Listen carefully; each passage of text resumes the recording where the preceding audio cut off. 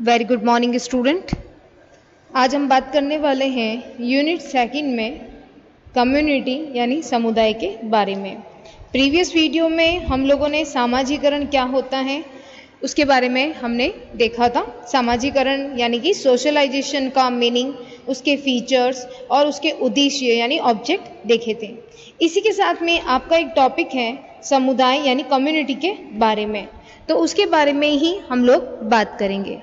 देखिए, समुदाय अगर शब्द का अगर हम सही से मीनिंग बात करें तो ये क्या है, दो शब्दों के वर्ड से बना है। यानी कि हम कह सकते हैं एक कॉम अलग अलग वर्ड दे रखा है और एक आपका तो दूसरा वर्ड है कॉम और मुनिस का। तो देखिए यहाँ पे दो वर्ड को हम कह सकते हैं लैटिन वर्ड है, उसके दो वर्ड बताए गए हैं। किन दो वर्डों को मिलाकर ये बना है, तो देखिए कॉम यानी टुगेदर यानी कि एक साथ। कॉम का मतलब क्या बताएं, ये दोनों ही कम्युनिटी वर्ड कहाँ से ले रखे हैं, लैटिन वर्ड का आप कह सकते हैं दो शब्दों को मिला के बना है। एक तो कॉम और दूसरा कौन सा है, मुनिस। तो ये इसका मीनिंग क्या होता है, कॉम का मतलब होता है टुगेदर यानी कि एक साथ, और दूसरे का अर्थ हम कह सकते हैं इसका मीनिंग होता है सर्विंग यानी कि सेवा करना। तो इसका अर्थ हम क्या बताते हैं, एक साथ, और दूसरे का मीनिंग क्या हो जाएगा, सेवा करना। क्लियर है, यानी टुगेदर और सर्विंग, ये दो वर्ड हम लिख सकते हैं कि ये कौन सी भाषा से ले रखा है इसके बारे में। क्लियर है आपको, और इसका हम क्या लिखेंगे, सेवा करना। तो ये इम्पॉर्टेंट है, आप ध्यान रखिएगा कि एग्जाम में हम अपने क्वेश्चन की शुरुआत है वो यहाँ से कर सकते हैं। ठीक है, तो कम्युनिटी का अगर हम विश्लेषण करें तो ये एक लैटिन भाषा के आप लैटिन वर्ड के दो शब्दों से बनाए हैं, कॉम और मुनिस। इसका पहले का अर्थ होता है टुगेदर यानी एक साथ, और दूसरे का मीनिंग होता है सर्विंग या सेवा करना। क्लियर है आपको।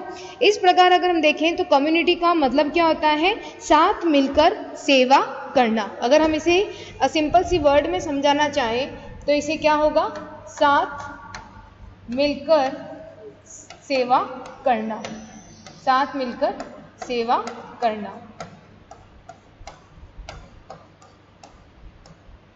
ये आपको ध्यान रखना है, साथ मिलकर सेवा करना कम्युनिटी शब्द का अगर हम बात करें।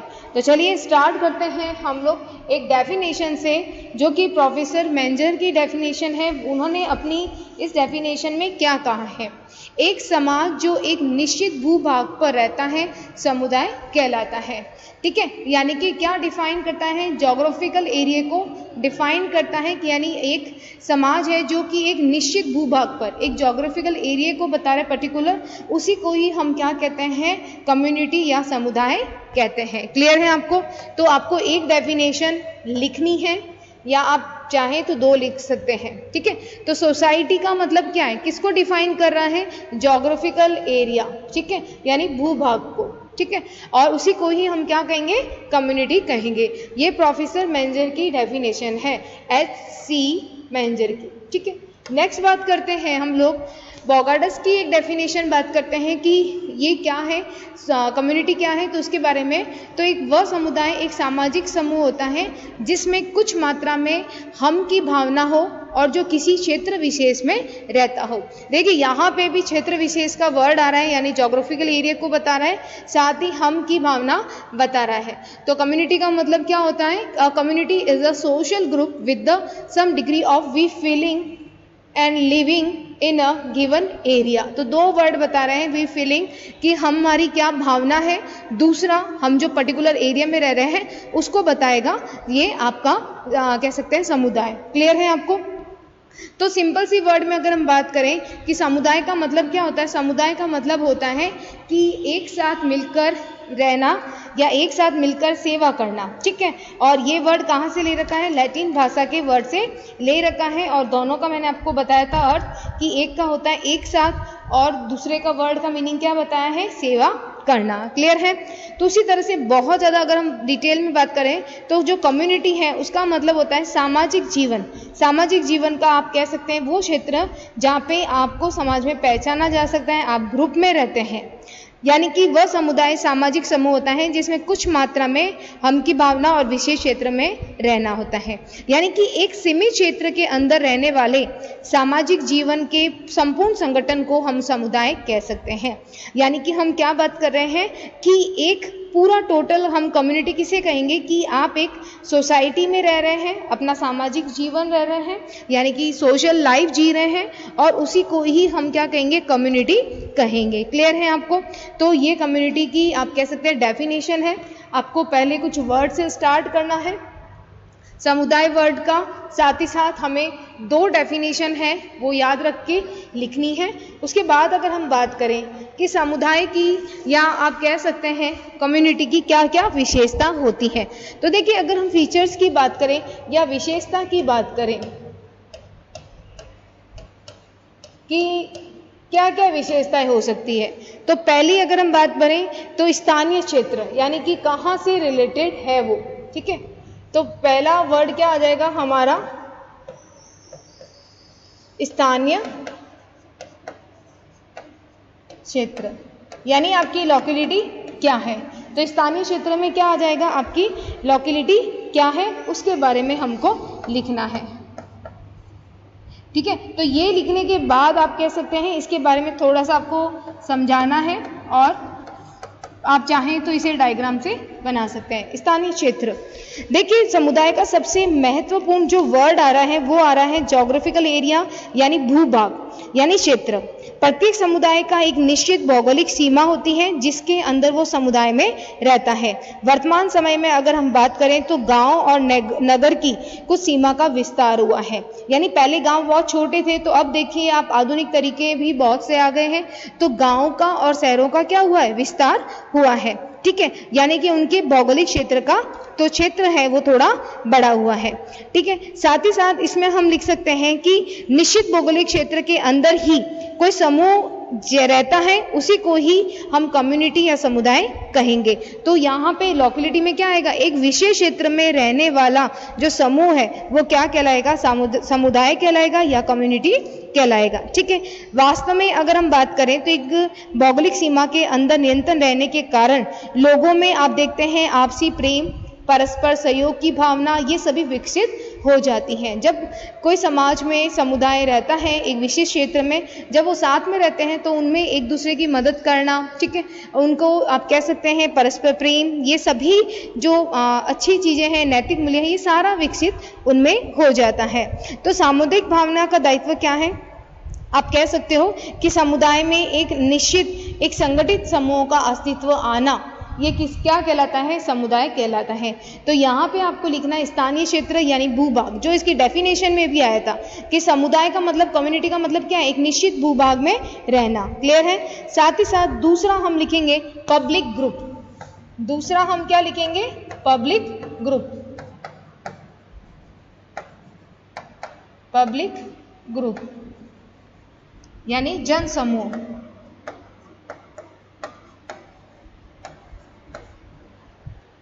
अगर हम इसकी बात करें जन समूह की, तो देखिए समुदाय अमूर्त नहीं होता है बल्कि मूर्त होता है, यानी कि हम इसे कह सकते हैं, देख सकते हैं। मनुष्य के समूह के कह सकते हैं समूह के अभाव में समुदाय की कल्पना भी नहीं की जा सकती। अगर आप देखते हैं समुदाय अधिकतर किसका होगा, मनुष्य का, उसके बिना हम अपने समुदाय की कल्पना नहीं कर सकते हैं।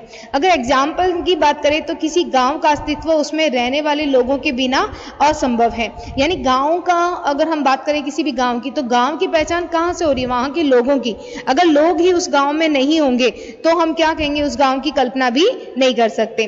वास्तव में समुदाय समाज का एक क्या कह सकते हैं, एक समाज का बहुत ही बड़ा पक्ष है जिसे हम देख सकते हैं, अनुभव कर सकते हैं। हम समुदाय को समाज में अवलोकन कर सकते हैं और इसीलिए हम इसे क्या कहते हैं, मूर्त, यानी कि इसे विजिबल कहेंगे, जिसे हम देख सकते हैं। ठीक है, क्योंकि इसे अनुभव किया जा सकता है। ये आपको ध्यान रखना है। जन समूह, तो इसमें क्या लिखना है, आप एग्जाम्पल लिख सकते हैं कि किसी भी गांव की कल्पना उसके मानव के बिना नहीं की जा सकती, यानी गांव के लिए अगर हम बात करें तो ये होना जरूरी है। ठीक है, साथ ही साथ अगर हम बात करें जनरल लाइफ यानी कि सामान्य जीवन की, तो तीसरी विशेषता क्या लिख सकते हैं यहाँ पे, जनरल लाइफ, तो यहाँ पे सामान्य जीवन,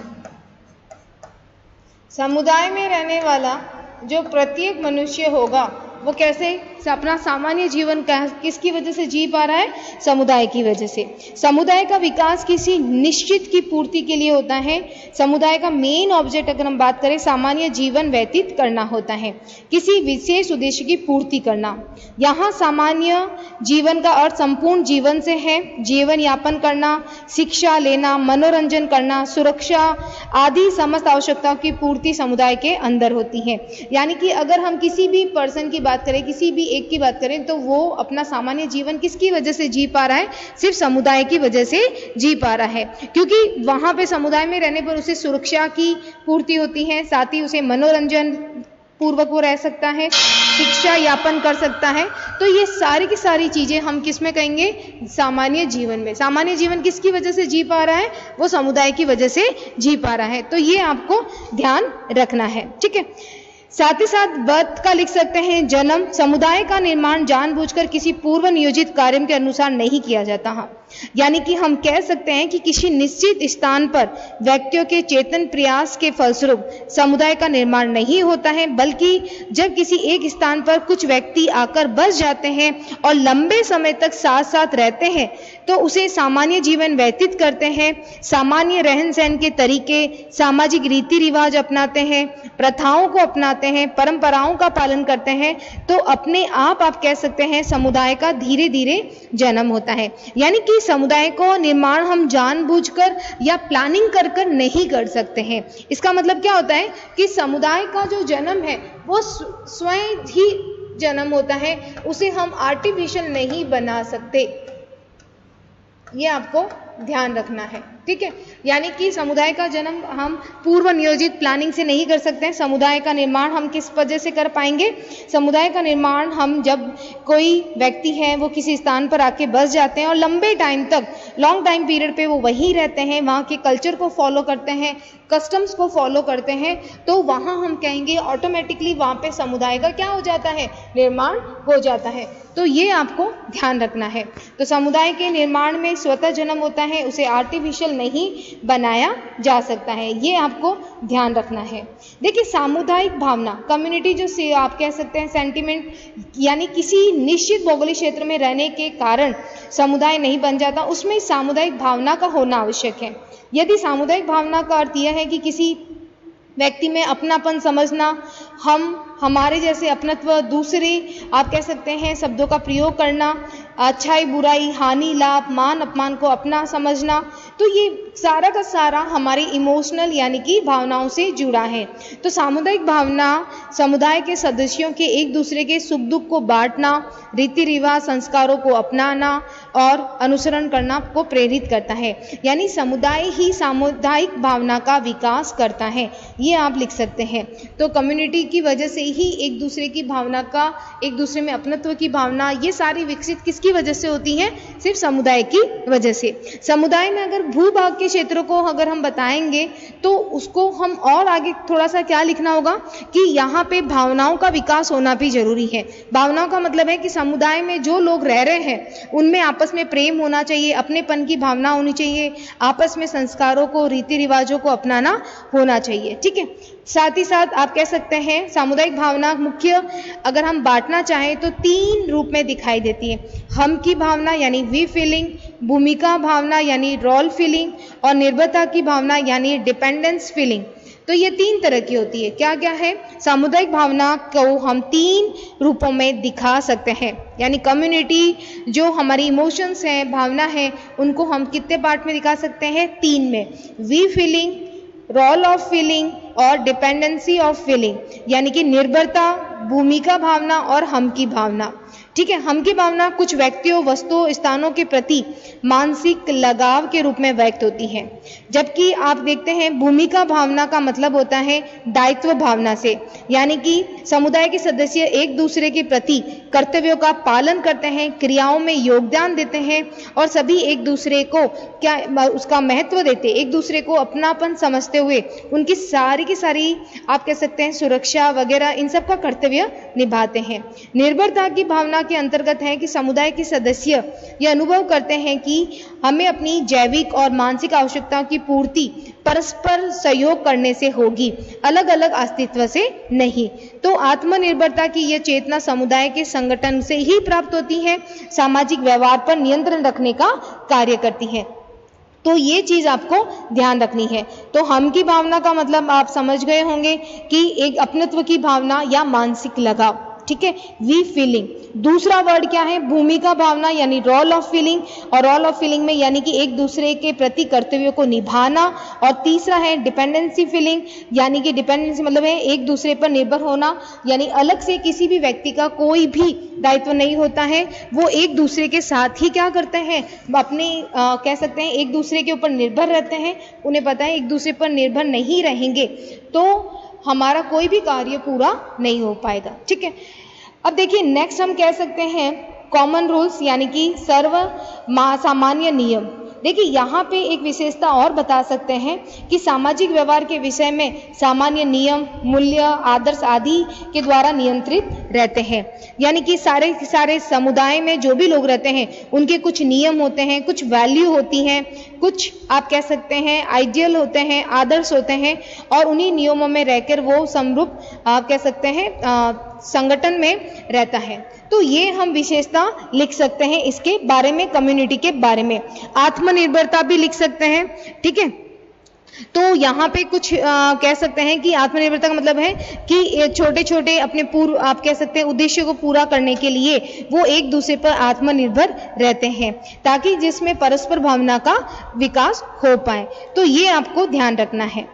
पर्टिकुलर नेम भी कह सकते हैं, विशिष्ट नाम भी हम एक विशेषता बता सकते हैं कि प्रत्येक समुदाय का अपना एक नाम अवश्य होता है जिसके द्वारा वह पहचाना जाता है। समुदाय के विशिष्ट नाम के महत्व के विषय में आप देख सकते हैं कि एक प्रोफेसर थे, उन्होंने बताया कि गुलाब के फूल को हम चाहे किसी भी नाम से पुकारे, उसकी सुगंध जो उसकी खुशबू होती है उतनी मधुर रहेगी, और समुदाय के नाम से आप कह सकते हैं बदल लें तो पहले जैसा ही रूप उसका रहेगा, यानी समुदाय क्या होता है अपने नाम से जाना जाता है। ठीक है, तो ये आज के इस वीडियो में हमने देखा कि समुदाय कम्युनिटी क्या है और उसकी विशेषता के बारे में।